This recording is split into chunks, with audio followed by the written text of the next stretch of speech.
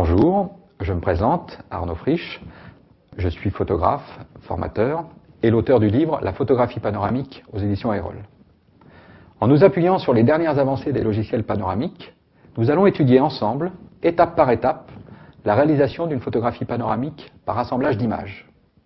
Mais tout de suite, commençons votre formation. Donc nous avons repéré l'endroit approximatif où se trouvait la pupille d'entrée de notre objectif.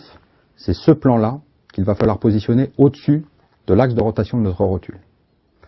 Donc là maintenant la question se pose, c'est est-ce qu'une rotule classique peut convenir pour faire ce type de réglage?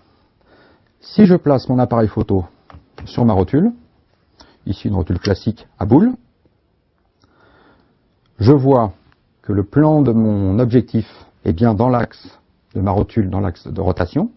Donc là, ce premier plan va être correctement réglé sur une rotule classique. L'inconvénient, quand je mets le boîtier de côté, j'avais donc repéré ma pupille d'entrée quelque part par là pour cet objectif, ce 35 mm là de chez Canon. Je vois qu'il y a un décalage assez important entre le plan de ma pupille d'entrée, le plan de mon diaphragme vu depuis ma lentille frontale, et l'axe de rotation de ma rotule.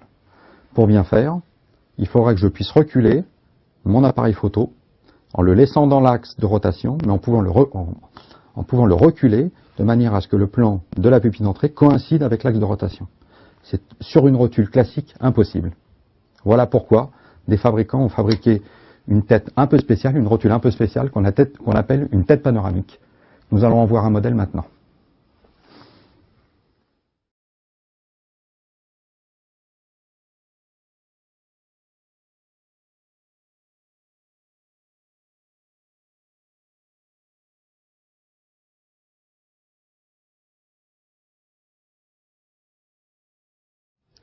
Maintenant que nous sommes convaincus de l'intérêt de trouver de la pupille d'entrée pour obtenir une qualité d'assemblage optimale, nous allons la visualiser concrètement dans notre appareil photo. Pour ce faire, on a déjà une indication, on sait qu'elle se trouve dans l'objectif.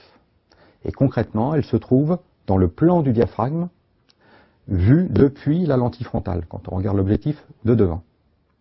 Donc ce qu'il faut faire pour pouvoir la visualiser correctement, il suffit sur votre appareil photo de choisir un diaphragme très fermé, F11 par exemple, et sur les boîtiers où c'est techniquement possible, d'utiliser le testeur de profondeur de champ. C'est souvent une petite touche qui se trouve en dessous du boîtier à gauche ou à droite.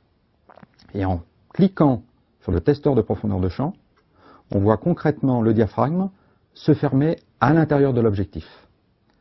Si on regarde devant son objectif, on peut visualiser en profondeur l'endroit où approximativement ce plan du diaphragme se trouve. Ce plan du diaphragme nous indique grossièrement où doit se trouver la pupille d'entrée. Par exemple, dans cet objectif, la pupille d'entrée se trouve quelque part par là. Il suffira donc de placer ce plan de notre objectif juste au-dessus de l'axe de rotation de notre rotule.